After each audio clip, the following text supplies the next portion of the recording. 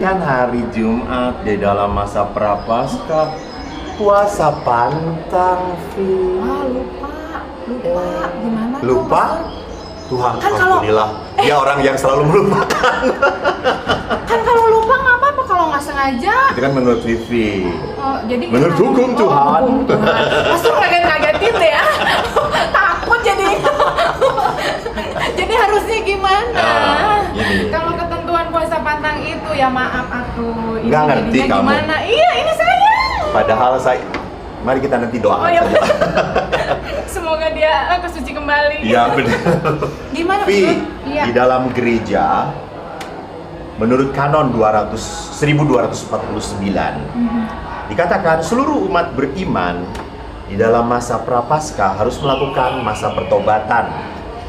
1. Dengan puasa dan pantang. 2. Doa. 3. Menjalankan amal kasih. Dan itu semua untuk menyangkal diri.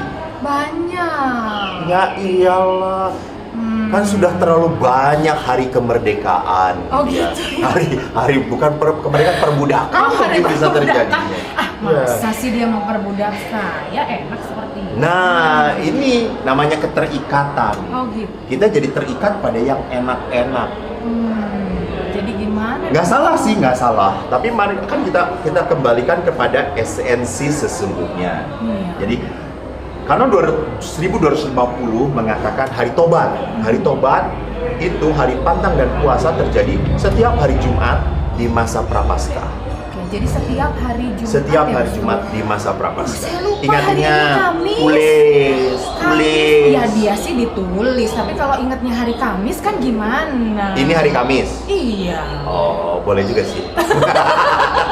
Gimana sih? Coba Pastor Tuhan dilanjut aja yang tadi. kau tahu apakah dia jujur atau tidak. Ya sudah ampunilah. Ah, ya, Tuhan, itu. ya ampun. Lalu di kanon 1251 mengatakan puasa itu di hari 2 hari, yaitu Rabu Abu dan Jumat Suci. Ya. Jumat juga masa pantang, kecuali pada hari Jumat itu jatuh ada sebuah hari raya, itu diperbolehkan. Oke. Maka kan hari Minggu sama sekali tidak diperkenankan untuk puasa dan pantang. Hari Minggu justru tidak perlu puasa Enggak, pantang. kan itu kan Oh. adalah hari raya, hari sukacita, hari kebangkitan. Kalau saya biasa puasa Senin Kemis gimana, Pastor? Itu bagus, tapi itu tradisi, itu nenek moyang. Ya namanya kan Leluhur gitu ya. bertanya. Ya, Barangkali kalau benar. saya tambah nggak apa-apa dong. Kalau Nambah ditambah, nggak apa-apa, mengurangi jangan. Boro-boro puasa, pantang juga enggak. Nah, itu benar. Gimana? Nah, sekarang kan siapa saja yang diwajibkan? Menurut kanon, saya harus baca ya, Via, supaya Ya. saya nggak salah. 1252 dikatakan yang berumur 14 tahun. Kamu baru 13 kan? 12 jalan. 12 di sini 12 jalan-jalan. Jalannya banyak. Ah, itu. Sampai dengan dewasa Iya. berusia 60 tahun diwajibkan puasa dan pantang. Di bawah dan di atas itu disarankan. Ya, berarti anak kecil diingatkan, dididik juga gitu ya. Bukan, ya sudah karena kamu belum 12 bisa seenaknya, enggak. Dididik untuk memasuki masa pertobatan. Mereka diperkenalkan juga. Benar, ya, Pastor. benar sekali. Jadi, Ya. harus ditekankan di dalam puasa dan pantang kan ada dua hari puasa, Rabu Abu dan Jumat Suci. Abu-abu dan Jumat Suci. Ya. Oke. Pada hari puasa, gereja mengatakan setiap umat beriman yang tadi usianya 18 sampai 60 wajib berpuasa. Makan sekali kenyang. Makan sekali kenyang. Kalau nyemil. Nah, itu Boleh dia, dong. Vi. 1, 2, Rupanya di 3. kepala kamu selalu ada hal-hal Jadi yang banyak. membolehkan hal-hal kecil gitu ya. Kan usaha boleh. Benar, benar, Pastor. benar, benar. Itulah manusia ya. Iya. Manusia itu selalu pintar mengakali Tuhan. Itu dia. Jadi gimana? Dia tidak tahu dong, bahwa Tuhan itu Pastor? lebih tahu daripada kita. Susah dong. Benar, yang harus sekali kita ingat-ingat. Bukan masalahnya bahwa yang ini kenyang, yang lain ngemil boleh. Spiritualitasnya adalah pengendalian diri. Ini yang harus lebih penting ditekankan, mengendalikan diri. Jadi kalau mengendalikan diri, kenapa sih? Selama saya bisa. Nah, bisa bukan berarti boleh. Sekali lagi, ya. Jadi mengendalikan diri, saya bisa. tapi saya juga bisa menahan diri. Susah ya. Nah itu. Kenapa di dalam masa puasa dan pantangan ditekankan? Supaya saya solider dengan penderitaan Kristus. Bahwa Kristus pun sudah hidup menderita. Dia tahu bahwa penderitaan ini akan membawa kemuliaan. Jadi penderitaan yang kita lakukan pun sama.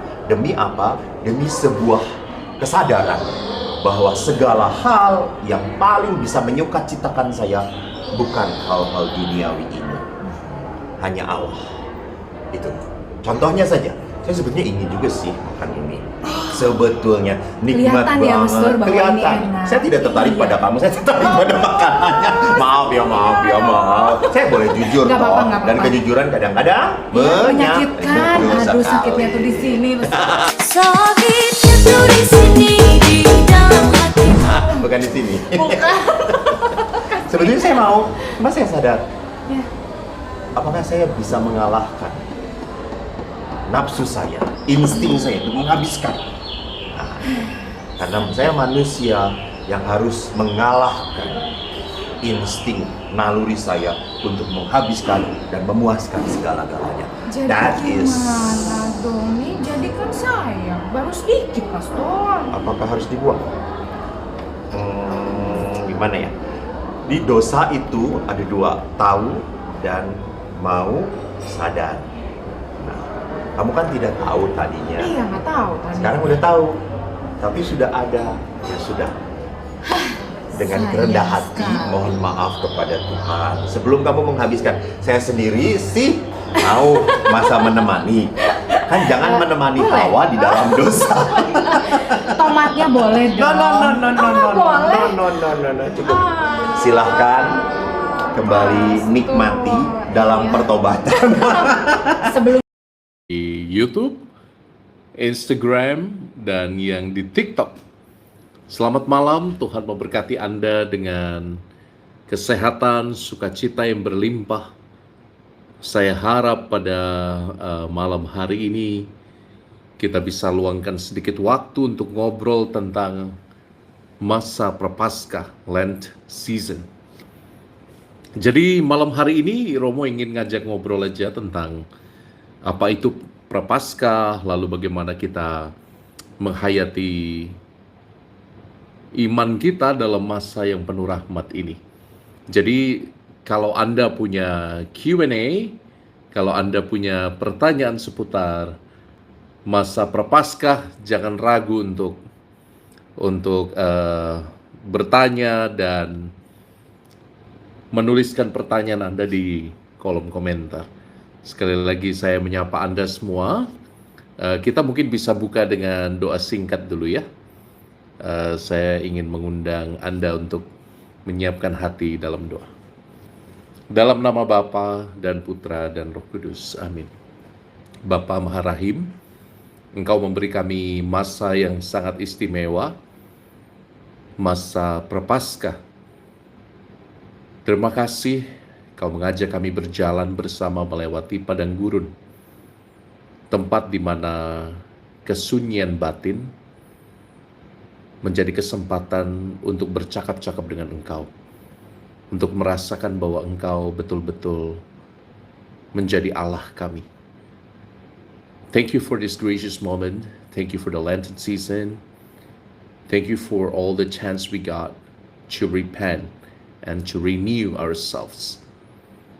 We ask this prayer through Christ our Lord. Kami mohon semua karena Kristus Yesus Tuhan dan pengantara kami. Amin. Dalam nama Bapa dan Putra dan Roh Kudus. Amin. Jadi sekali lagi terima kasih teman-teman yang sudah bergabung, baik di Instagram, di YouTube maupun di TikTok. Kalau ada pertanyaan boleh tanya ya, apa saja. Saya akan dahulukan pertanyaan tentang Lenten season, tentang masa Prapaskah. Hari ini, hari Minggu, Prapaskah yang pertama. Dalam perayaan Rabu Abu di pekan lalu, saya punya pengalaman agak unik itu ya. Saya tanpa sadar memberi abu dengan jempol yang terlalu tebal. Jadi jadi ketika setelah komuni Romo baru sadar ternyata abu umat itu tebal dan besar sekali. Rasanya hampir mirip dengan balas dendam. Dan dan itu jadi jadi tanda pertobatan. Mungkin teman-teman bertanya, mengapa abu ya? Kan bisa pakai debu tanah. Kalau manusia diciptakan dari debu tanah, kenapa harus dari abu palma? Begitu mungkin pertanyaannya. Ya, sebetulnya praktis saja bahwa benda-benda sakramentali, benda-benda yang sudah menerima berkat seperti daun palma Anda, tidak boleh dibuang sembarangan. Jadi harus dihancurkan, dan sesuai dengan tradisi gereja, kalau dihancurkan menjadi abu, kemudian abunya bisa dipakai untuk peringatan Rabu Abu. Tentu itu akan lebih baik daripada kita ambil tanah dari pekarangan rumah yang mungkin sudah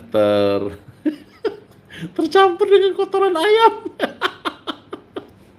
Jadi kalau saya sih lebih yakin pakai abu daun palma ya.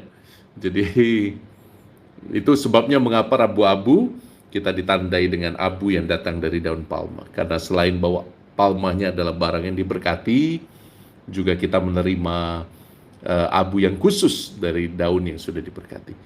Itu teman-teman. Romo, apakah dari Priscilia Nyo, apakah kita sewaktu-waktu bisa pergi ke gereja untuk mengaku dosa? Sangat bisa, selama ada imamnya ya. Jadi kalau engkau ingin sakramen rekonsiliasi, silakan datang kepada imam, cari imam, minta kesempatan untuk mengaku dosa. Dan kesempatan untuk meminta pengampunan dosa ini sesuatu yang diberikan lebar-lebar selama masa Prapaskah. Jadi saya harap Anda menyempatkan diri untuk ketemu dengan imam terdekat, dengan romo terdekat untuk minta absolusi pengampunan dosa. Ada kisah itu ya, jadi seorang pencuri motor datang ke kamar pengakuan. Romo, saya mencuri motor. Lalu romonya bilang, ya itu harus dikembalikan. Iya Romo, saya akan mengembalikannya pada Romo. Loh, jangan kembalikan pada saya, kata romonya. Tapi saya harus mengembalikannya pada Romo. Tidak, itu kan motor curian katanya. Jadi Romo tidak mau. Tidak mau. Itu motor curian. Kamu harus bertobat gitu. Dan apa yang terjadi? Ketika sudah diabsolusi, ternyata motor pastoran hilang satu. Ya bukan salah pencurinya juga, karena pencurinya berminat mengembalikan, tapi romonya tidak mau. Karena romonya belum tahu motornya yang dicuri. Ya saudara-saudariku, jangan ragu untuk pergi mengaku dosa. Oke? Jadi Priscilia, semoga menjadi jelas ya. Anytime, paling bagus kalau bisa punya kontak romonya, lalu buat janjian untuk mengaku dosa. Lalu, internet boy, Romo, tutor masuk Katolik Romo. Oke. Caranya kalau engkau ingin bergabung dalam gereja yang satu, kudus, Katolik, dan Apostolik, ya harus berjumpa dengan Romo yang ada di sekitarmu, mengutarakan maksudmu, lalu nanti mengikuti pelajaran katekumenat. Engkau akan diterima menjadi seorang katekumen, artinya seorang yang ingin mengenal dan rindu mengenal iman Katolik.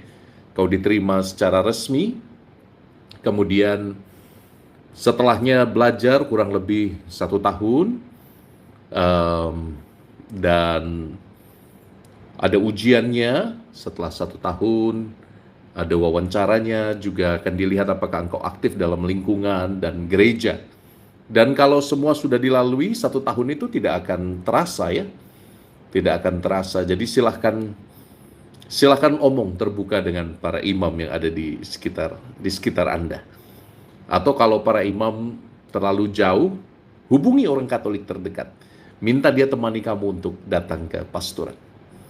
Itu ya. Sejarah masa Prapaskah seperti apa ya Romo? Sejarah masa Prapaskah tradisinya diambil dari tradisi berpuasa Yesus di padang gurun selama 40 hari. Jadi kalau engkau baca Injil, engkau akan menemukan setelah Yesus dibaptis, dia berada di padang gurun selama 40 hari untuk persiapan pewartaannya. Dan selama 40 hari dia tidak makan, tidak minum menurut Injil, sampai setelah selesai 40 hari dia digoda oleh si jahat. Jadi angka 40 ini juga melambangkan sesuatu yang sangat biblis. Kalau kita merujuk pada perjanjian lama, kita ingat angka 40 tahun bangsa Israel berjalan setelah keluar dari pembuangan di Mesir.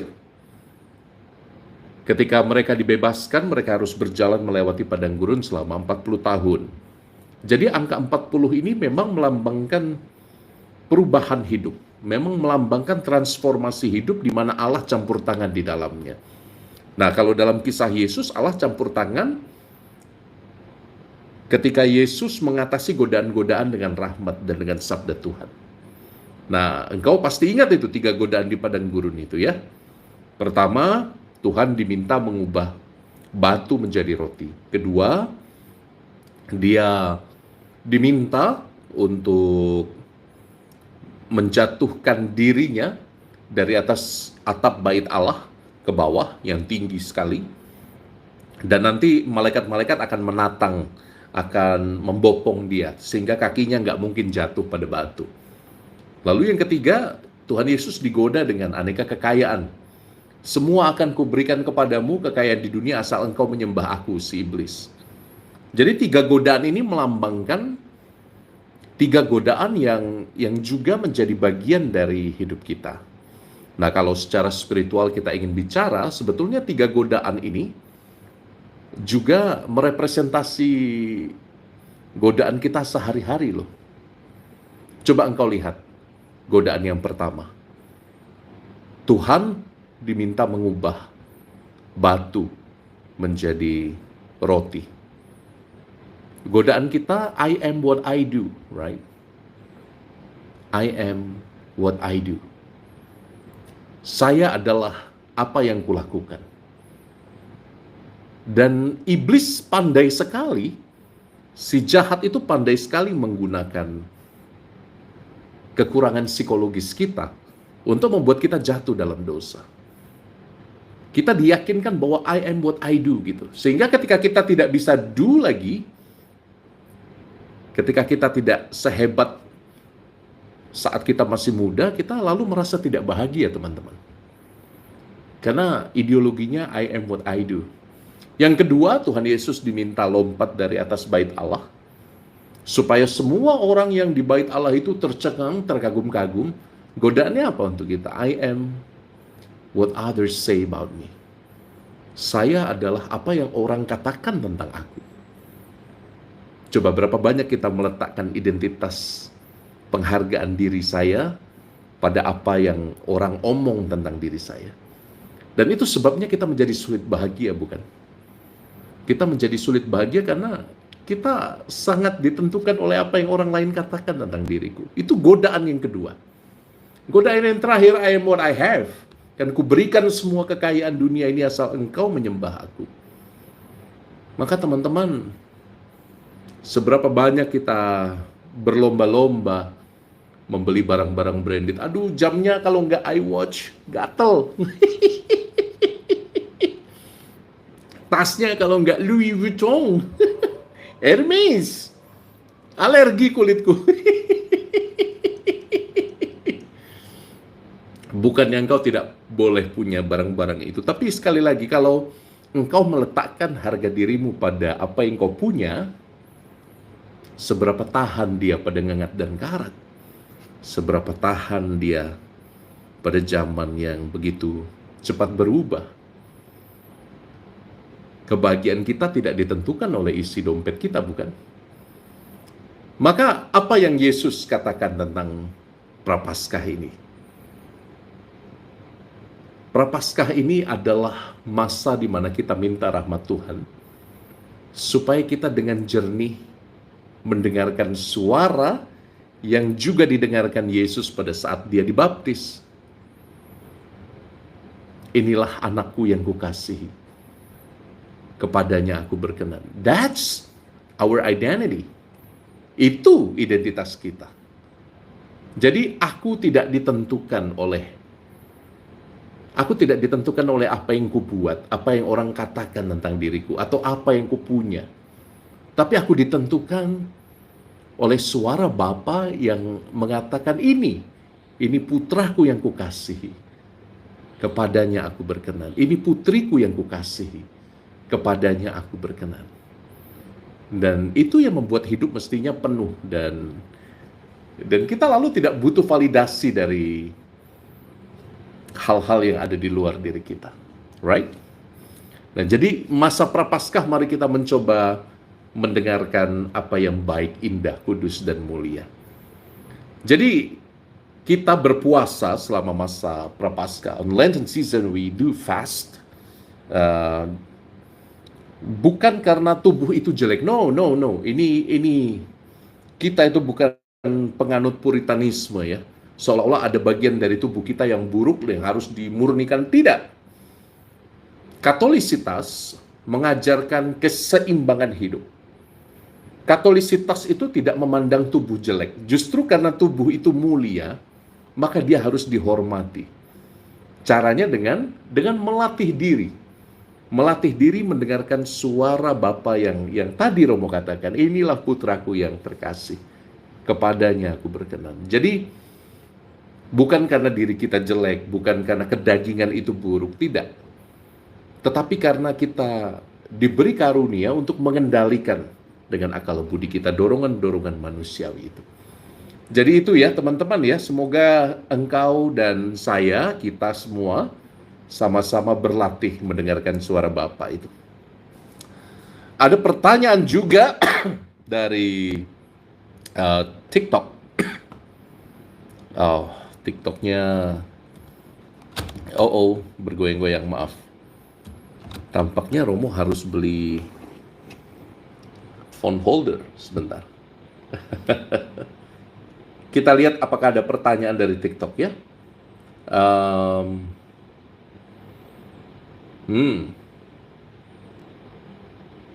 Apakah Romo yang mengisi kolom karikatur Romo Koko? Bukan.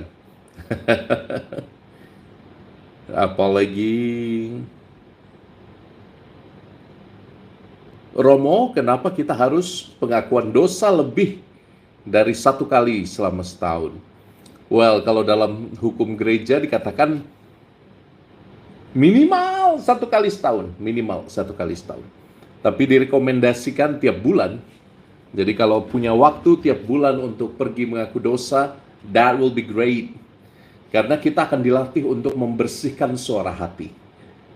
Kalau kita sadar akan dosa-dosa kita tiap bulan punya kesempatan untuk membersihkan dosa, ya kita akan lebih peka dengan keadaan yang tidak baik, keadaan yang mengganggu batin dalam bentuk dosa dan godaan. Kita akan lebih peka.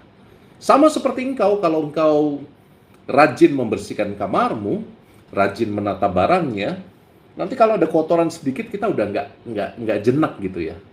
Kita sudah tidak tenang melihat, kita ingin segera membersihkan kotoran itu. Karena kita terbiasa membersihkan kamar. Beda dengan yang kamarnya memang sudah biasa berantakan, makan pun di dalam kamar, semua bertebaran. Lambat laun kamu akan kebal itu dengan kejorokan yang ada di kamarmu. Dan sama seperti itulah. Kalau kita rajin membersihkan batin kita rajin meminta rahmat Tuhan supaya Ia bekerja juga dalam kelemahan kita akan sadar, kita akan lebih peka pada godaan, dan kita akan lebih peka pada rahmat Allah. Oke, semoga membantu. Masihkah ada pertanyaan? Ada banyak ya. Sorry. Oh Romo, untuk puasa Prapaskah itu Rabu Abu dan Jumat Agung saja kan? Jumat lain pantang, jadi hari lain gimana? Well, sebaiknya kita go beyond the law gitu ya. Kalau kita bersandar pada aturan keuskupan, itu bisa beda-beda. Tapi umumnya yang wajib Rabu Abu dan Jumat Agung untuk berpuasa dan pantang. Tapi disarankan untuk setiap hari kita mengusahakan pantang. Supaya perjalanan 40 hari itu benar-benar terasa sebagai perjalanan spiritual. Jadi saya sangat merekomendasikan Anda berpantang setiap hari dari apa yang Anda sukai. Bisa coklat, bisa permen, bisa daging, you name it. Dan diusahakan berpantang setiap hari selama 40 hari. Diusahakan. Kalau puasa, diusahakan juga setiap hari. Tapi kalau terlalu berat, pilihlah hari. Terutama hari Jumat, di mana kita menghormati sengsara Tuhan. Ya, jadi semoga jawaban ini bisa membantu Anda. Romo dari Veronica. Romo, bagaimana cara supaya saya semangat lagi untuk hidup dalam dunia ini? Setiap hari hanya ada rasa putus asa. Veronica, kadang-kadang Veronica, kita merasakan tenggelam dalam keputusasaan.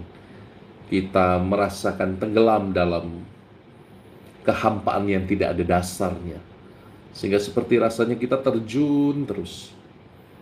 Dan saya berdoa untukmu Veronica, supaya terutama dalam masa Prapaskah ini engkau menemukan kekuatan dari salib Kristus. Kristus bersabda, yang mau jadi muridku harus setia memanggul salibnya setiap hari dan mengikuti aku. Dan itu tidak enak. Tapi sekaligus itu memberi harapan bahwa ternyata penderitaan, ketidaktenangan hidup, pergumulan, itu bisa jadi sarana untuk membawa berkat dan keselamatan. Jadi Veronica, semoga engkau punya kekuatan untuk melihat hidupmu dalam perspektif yang lebih luas. Semoga engkau punya kekuatan untuk melihat bahwa Allah juga bekerja di dalam penderitaanmu, bekerja dalam keputusasaan. Maka saya sangat menyarankan engkau untuk bicara dengan orang-orang terdekat. Engkau tidak sendirian kok. Kadang-kadang ilusi dari si jahat itu, ilusi dari iblis, membuat kita yakin bahwa kita sendirian, kita yang paling berat masalahnya. Enggak juga. Kadang-kadang harus berani buka pintu keluar kamar, share dengan yang lain, berbagi kecemasan, berbagi duka. Dan itulah indahnya gereja. Gereja hadir bukan hanya untuk berbagi sukacita loh. Gereja hadir juga untuk berbagi kisah-kisah pilu, berbagi rasa patah hati, berbagi pengalaman kehilangan, ditinggalkan tiba-tiba. Carilah teman dan sahabat satu iman. Berbagilah dengannya. Minta doanya. Dan ini yang ingin saya bagikan pada Anda. Jangan pernah meremehkan kuasa doa. Berkali-kali Romo mengalami dalam hidup saya. Kuasa doa dari orang-orang yang mengasihi Anda itu kuat sekali kuasanya. Oh, berkali-kali Romo mengalami ada orang yang sakit minta didoakan. Lalu kami doakan dan tiba-tiba di kamar operasi, sesaat sebelum operasi penyakitnya hilang tanpa bekas. Oh, ada orang yang selama bertahun-tahun mengalami pergumulan finansial, asetnya tidak pernah bisa terjual. Ketika kami doakan dalam komunitas, percaya tidak percaya, bebannya diangkat. Kuasa doa, teman-teman, sangat kuat. Apalagi kalau datang dari saudara seiman yang mengenal engkau. Maka jangan takut untuk minta doa. Jangan takut untuk minta berkat dari yang lain. Doakan saya temanku, doakan saya Romo, doakan saya suster. Saya pernah ketika dalam sebuah retret, tiba-tiba ada satu anak yang manifestasi, dia diganggu oleh roh jahat karena memang memegang beberapa jimat. Didoakan berkali-kali, sulit sekali. Sampai akhirnya saya pribadi texting minta bantuan doa dari para rahib di pertapaan Rowo Seneng. Saya bilang, saya mohon doa khusus untuk anak ini. Dan exactly ketika para rahib mulai berdoa, para pertapa Sistersian dari Rowo Seneng mulai berdoa, rupa-rupanya Tuhan berkenan membebaskan anak ini dari kuasa kegelapan. Dan ini terjadi berkali-kali teman-teman. Maka jangan sekali-kali engkau meremehkan kekuatan doa. Kalau engkau sedang bergumul, godaannya adalah engkau menjadi putus asa, engkau merasa engkau sendirian, maaf, engkau merasa bebanmu yang paling berat. Tapi dalam kuasa doa, mindsetmu itu akan diubah. Karena akan ada berkat afirmasi yang datang dari cinta, yang diangkat kepada Tuhan, yang menyebut namamu, dan yang mengatakan bahwa everything's gonna be okay. Mungkin sakitmu tidak hilang, mungkin beban finansialmu belum diangkat, tapi deep down, doa orang lain yang mengasihimu itu bisa mengubahmu luar biasa. Engkau punya keyakinan iman yang lebih teguh. Dan rasakanlah kuasa doa dari orang-orang yang mengasihimu. Oke? Waduh, ini jawabannya panjang sekali. Semoga membantumu. Oke.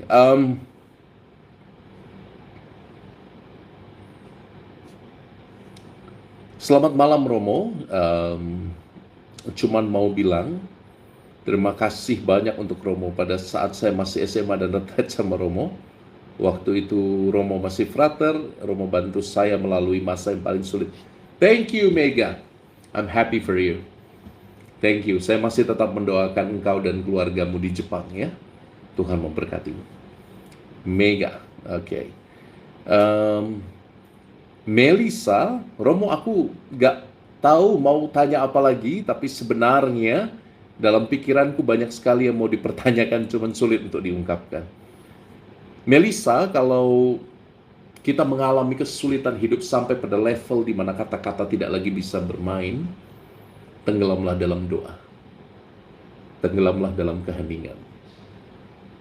Hanya Allah yang paling bisa mengenal hatimu. Romo katakan berkali-kali, mau curhat sama Romo, mau konseling sama suster, mau berbagi hati dengan para frater, itu akan sangat membantu. Tapi dasar dari semua itu haruslah keheningan. Maka kalau engkau mengalami kesulitan hidup yang sulit sekali engkau ungkapkan dengan kata-kata, go to the deep. Tebarkan jalamu di tempat yang lebih dalam, di mana kemustahilan hidup, kegelapan ada di sana. Apa yang Petrus katakan? Ketika semalam-malaman berusaha mencari ikan tapi tidak mendapatkan. Mungkin dalam hati kecilnya dia dongkol juga ya. Dia melihat Tuhan Yesus itu, ini guru muda, taunya mungkin hanya baca kitab suci. Lebih dari itu kalau kita telisik, dia dari Nazaret, anak tukang kayu. Tahu apa dia tentang mencari ikan? Guru, sudah semalam-malaman aku mencari ikan tapi gak dapat. Tapi Yesus perintahkan apa? Go to the deep. Pergi ke tempat yang lebih dalam. Nah, ini guru muda tahu apa kalau saya jadi Petrus? Tapi apa jawab Petrus? In verbo tuo laxaburete. In verbo autem tuo laxaburete. Tapi dalam sabdamu, Karena sabdamu akan kutebarkan juga jalaku. Kadang-kadang kita hanya butuh taat. Mungkin banyak hal dalam hidup tidak bisa kita mengerti. Tapi perintah Tuhan untuk pergi ke tempat yang lebih dalam, yang bahkan lebih dalam dari kemampuan kata-kata berekspresi. Di situ mungkin kau akan dapat kelimpahan jawaban atas semua kesulitan hidupmu. Oke? Dari Nina. Romo, kalau kita masih merasa sangat berdosa, apakah kita tetap masih harus berpantang dan berpuasa? Yes. Yes. Kecuali kalau kamu sakit, ya jangan berpuasa. Tidak perlu berpantang. Kalau engkau butuh istirahat dan butuh asupan gizi, Tuhan juga pasti mengerti. Hanya sedapat mungkin kalau engkau sehat secara fisik, engkau kuat, dan bahkan ketika engkau merasa belum bebas dari dosa, pergilah tetap berpuasa dan berpantang.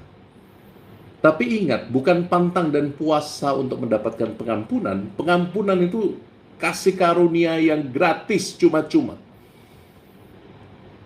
Kasih karunia yang Tuhan sudah sediakan dalam kurban Kristus di kayu salib.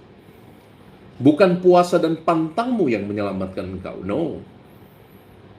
Tapi dengan pantang dan puasa, I'm aligning myself to the God's will. Dengan pantang dan puasa, saya berusaha untuk seperti rel itu ya, seperti rel. Saya berusaha untuk menyelaraskan hidupku seperti dua rel yang sejajar itu dengan Tuhan, supaya hidupku bisa berjalan seperti kereta api. Setia pada lekukannya, setia pada jalan yang lurus, setia pada relnya. Pantang dan puasa membantu kita untuk itu. Jadi apapun kondisimu, berusahalah untuk berpantang dan berpuasa. Dan juga untuk beramal, jangan lupa. Puasa dan pantang itu akan lebih mantap lagi ketika engkau tidak melakukannya demi kesehatan gitu ya. Berapa kali Romo disuruh intermittent fasting? Berat! Saya lagi batuk, jadi ketawa sedikit sudah batuk. Jadi puasa Katolik itu beda dengan intermittent fasting, beda dengan carbo fasting. Jadi puasa Katolik itu sekali lagi membawa tubuhmu, membawa rohmu ke alam spiritual, ke kesadaran bahwa yang memilikiku adalah Allah Bapa yang Maha Rahim itu. Maka aku akan menggunakan kebebasanku sebagai anak Allah untuk mengatur keinginanku, untuk mengatur dorongan-dorongan yang sifatnya sementara. Dan hanya dengan demikian, kita bisa pelan-pelan menata hidup dengan lebih cantik di dalam rahmat Tuhan. Itu fungsinya puasa Katolik. Jadi bukan untuk menurunkan berat badan. Motivasinya adalah supaya Allah sepenuhnya bekerja dalam diriku, termasuk dalam kelemahanku. Begitu. Oke, Romo, happy banget kalau lihat Romo. Saya juga happy kalau lihat Anda. Romo, saya mau tanya, kalau doa Angelus udah jam 12:05 atau 12:10 masih boleh? Boleh. Doamu itu tidak tergantung pada jamnya. Tradisi jam 6 pagi, jam 12 siang, jam 6 sore untuk doa Angelus, itu reminder bagi kita untuk menguduskan apa yang sedang kita lakukan. Untuk menguduskan tempat di mana kita sedang berdiri. Untuk menjadikan bahwa saat ini saat yang suci, saat di mana Allah hadir secara lebih istimewa dalam kesadaranku. Jadi mau jam berapapun sebetulnya, kalau udah lewat nggak apa-apa, doa aja. Asal untuk misa tidak boleh telat. usahakan untuk datang on time dengan persiapan yang lebih matang. Oke? Karena itu liturgi, perayaan yang bentuk bakunya harus dimulai dari awal sampai selesai di akhir. Ya, karena ada bentuk bakunya liturgi. Tapi kalau bentuk-bentuk doa devosional, ya seperti rosario atau seperti doa malaikat Tuhan, kalaupun lewat dari jamnya, engkau tetap dipanggil untuk menguduskan jam itu, tempat itu, dalam kuasa Allah. Oke. Bagus. Pertanyaan dari Lil Satrio, suka MU. Hey, saya juga suka MU. Hello MU lovers. Waktu saya waktu Romo pergi ke Old Trafford, stadion MU, Lil Satrio, the first thing that I tried to find adalah toilet. Lalu keluar dari toilet, saya foto. Old Trafford sudah saya kencingi. Supaya harapannya saya meninggalkan jejak dan suatu saat boleh kembali lagi ke stadion MU. By the way, kamu tahu nggak MU di bawah Sir Matt Busby, salah satu manajernya yang paling legendaris, yang mengembangkan MU menjadi salah satu klub terbaik di dunia, itu sebetulnya mengundang anak-anak misdinar di paroki-paroki sekitar kota Manchester untuk mengadakan liga. Pemain-pemain awal dari klub MU itu awalnya adalah anak-anak misdinar, pemenang dari Liga Misdinar. Dan Sir Matt Busby itu seorang Katolik yang sejati. So I'm proud to be an MU ya. Mengapa namanya Red Devil? Topik lain kali. Tapi Lil Satrio, pertanyaanmu, apa yang terjadi kalau kita melanggar pantangan? Kalau kita melanggar pantangan, ya pantangan itu kan komitmen pribadi kita dengan Tuhan. Jadi ya, apakah berdosa? Mungkin tidak berdosa. Saya lebih senang menyebutnya bukan dosa tapi kelalaian. Berbeda bobotnya antara dosa dan kelalaian. Kalau lalai, mungkin kamu pantang daging nih. Kamu pantang daging, tapi ketika kondangan pergi sama teman-teman, hilaf.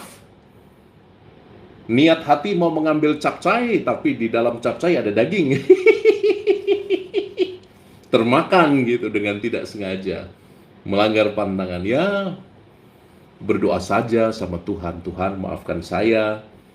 Hari ini daging lebih kuat daripada roh. Ya, minta ampun atas kelalaian. Karena itu komitmen pribadi yang Anda buat. Jadi, tidak ada sesuatu yang sangat memberatkan ya. Kalau melanggar pantangan yang sudah dibuat, terutama pantangan yang Anda sendiri sukai atau nikmati. Begitu Lil Satrio suka MU, namanya bagus sekali, Lil Satrio suka MU. Tuhan memberkatimu secara istimewa, para pengagum MU. Oke.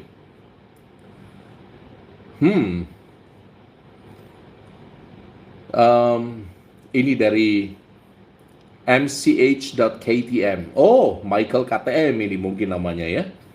Romo, kalau orang sudah dibaptis, apakah sudah jadi kudus?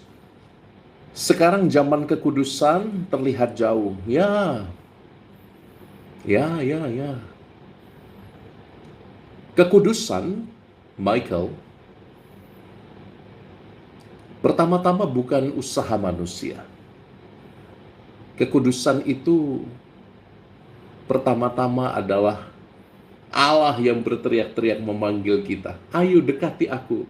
Ayo kasihi aku. Allah yang sedemikian cintanya pada kita sampai memberikan dirinya dalam rupa Yesus. Bahkan tidak cukup sampai situ. Dia berikan dirinya lagi, lebih lagi dia rendahkan dirinya Seolah-olah salib tidak cukup, dia tinggalkan kenangan akan kehadirannya dalam sakramen Maha Kudus. Sebetulnya kekudusan itu apa? Kekudusan itu kalau kita mengatakan yes pada cinta Tuhan. Kekudusan itu, kata Santo Paulus itu, seperti aku hidup, tapi bukan lagi aku yang hidup, tapi Kristus yang hidup di dalam diriku. Sehingga pikiranku menjadi seperti pikiran Kristus, kata-kataku menjadi seperti kata-kata Kristus, tindakanku menjadi seperti tindakan Kristus. Mungkin itulah kekudusan yang zaman ini sebetulnya dapat kita sederhanakan. Kekudusan itu tidak jauh. Kekudusan itu parameternya sederhana kok. Apakah orang bisa melihat Yesus dalam tindakan dan kata-kataku? Kalau iya, maka itulah kekudusan. Jadi jangan pikir bahwa kekudusan itu harus menjadi Santo Michael dari Lamongan, atau Santo Albertus dari Lampung, atau Santo, tidak harus diangkat secara resmi oleh gereja. Bagus kalau bisa. Tapi lebih dari itu, kita menghayati bahwa bukan lagi aku yang hidup, tapi Kristus yang hidup dalam diriku. That's what we call holiness. Gitu ya. Oke.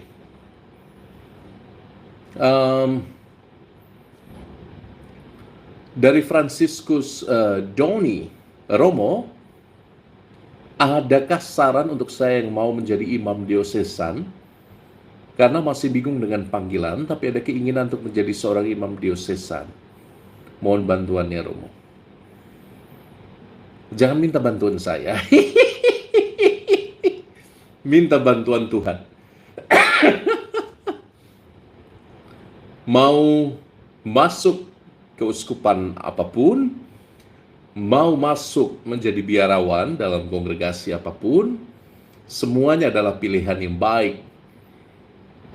Tapi yang paling bisa menentukan pilihan terbaik dari banyak pilihan baik adalah Roh yang memanggilmu.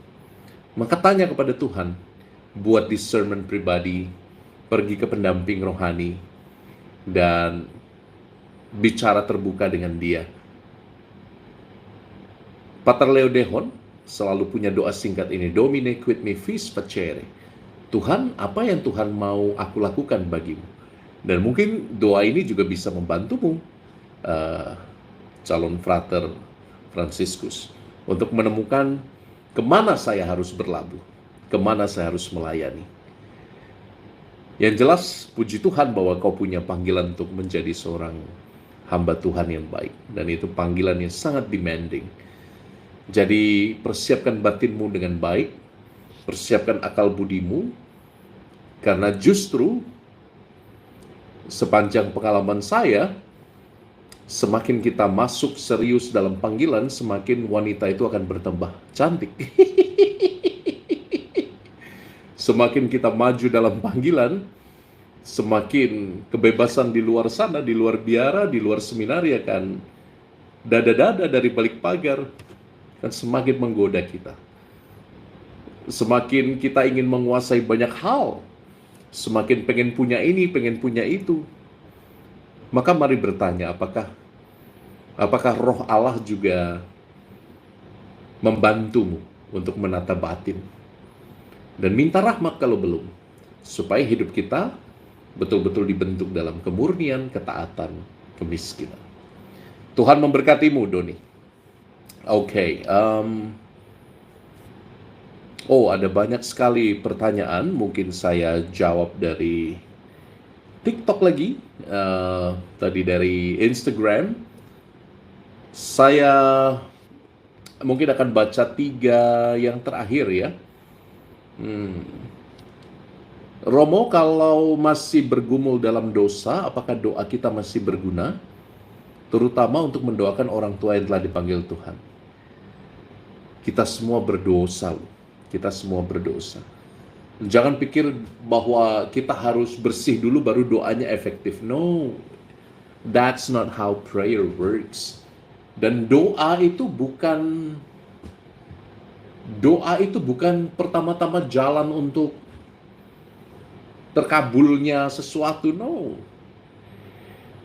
Doa itu mengandaikan hati yang terangkat pada Allah, dan doa mengandaikan, yes Tuhan, aku berserah sepenuhnya kepadamu.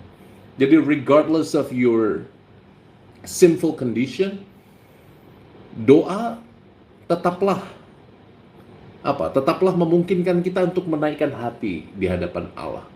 Memang tanpa bermaksud menyinggung Anda yang berdosa berat. Ada dosa-dosa yang mendatangkan maut. Ada dosa-dosa yang kita sebut berat. Dosa-dosa yang berat ini sekali lagi bisa menghalangi kita untuk berkomunikasi dengan Tuhan secara tulus. Tapi bukankah orang yang bahkan menyadari bahwa dia punya dosa dan dia bahkan malu untuk minta pada Tuhan, justru punya kesadaran yang lebih?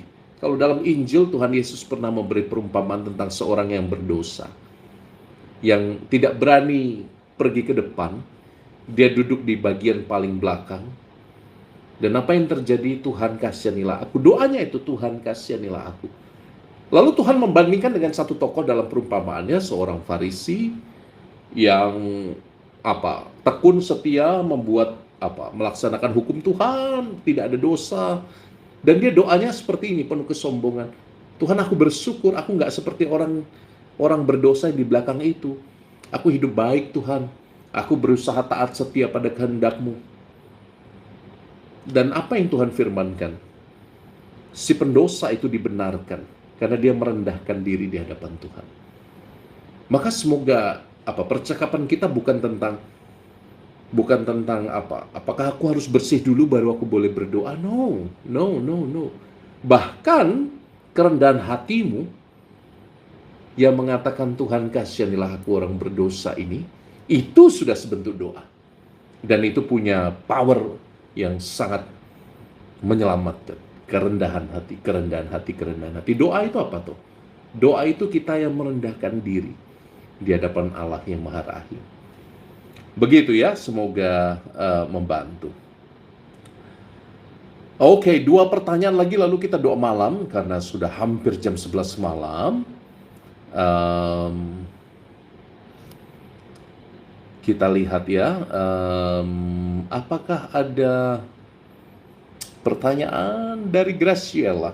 Selamat malam Romo, kenapa ya Romo susah ketemu jodoh yang seiman padahal sudah ke gereja, selalu berdoa pada Tuhan agar dipertemukan dengan yang seiman? Mungkin masalahnya bukan imanmu, mungkin masalahnya standarmu yang terlalu tinggi. Jujur, cinta di zaman ini semakin materialistik. Mungkin cinta di zaman ini makin menjadi transaksional. Dan itu sebabnya kita kadang-kadang menyamakan cinta dengan kenyamanan finansial.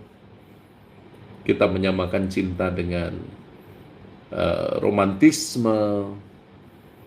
Well, saya tidak mau mengatakan bahwa standarmu harus diturunkan, Graciela. Tapi mungkin dengan jujur kita bisa bertanya, apakah ekspektasiku, apakah kriteriaku terhadap pria seiman itu malah menjadi suatu bentuk kesombongan?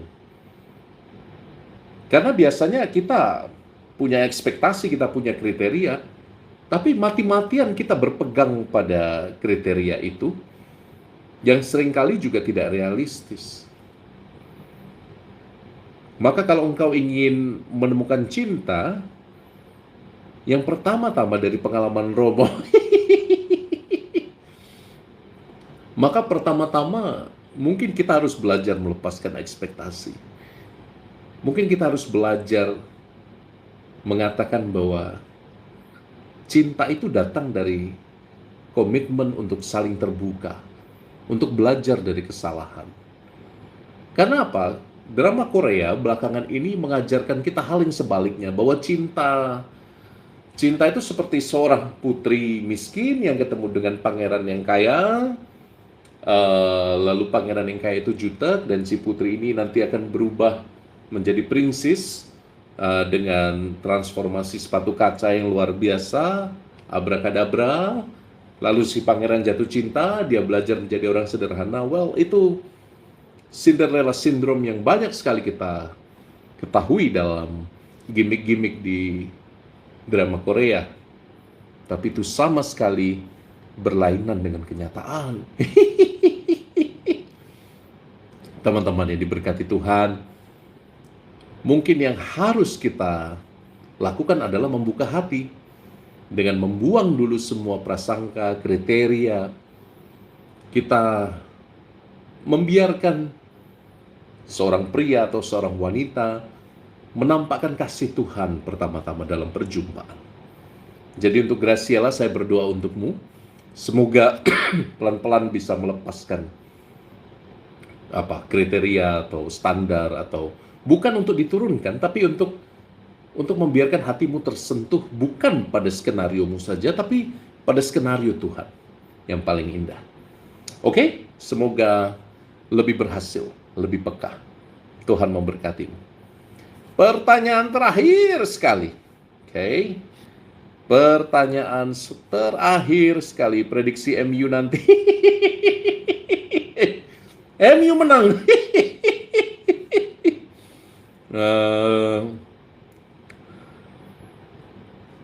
Terakhir ya.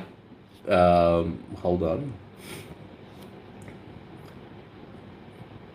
Sugeng Dalu Romo, kalau puasa pantang tidak berkata kotor, tapi tiba-tiba auto ngomong, itu batal. Dan apakah bisa dilanjut atau loss 1 hari?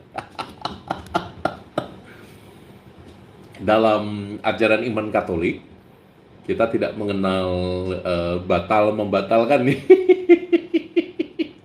Jadi dalam iman Katolik kita berusaha sebaik-baiknya untuk melakukan pantang dan puasa. Kalau kepleset di sana sini, bangun lagi. Bangun lagi, minta ampun pada Tuhan. Masalahnya gini ya, kadang-kadang kita ngomong kotor itu tidak di-planning, tidak direncanakan. Ada loh orang yang latah itu loh. Anda tahu orang latah itu ya, kaget lalu dia omong jorok. Dan ya itu di luar kendali dia, apakah membatalkan semua puasanya, membatalkan pantangnya? Oh tidak. Yang unik dari iman Katolik itu bahwa iman Katolik itu nggak matematis menghitung rahmat. Iman Katolik itu tidak sekaku itu menentukan apakah satu puasa dibatalkan, satu rahmat ditambahkan. Bagi saya yang terpenting adalah orang sadar bahwa dia membutuhkan Tuhan. Bahwa kita manusia hanya bisa menemukan kebahagiaan yang sejati kalau kita membiarkan Tuhan ambil alih hidup saya. Dengan segala kelemahanku, aku tetap setia mengikuti Tuhan.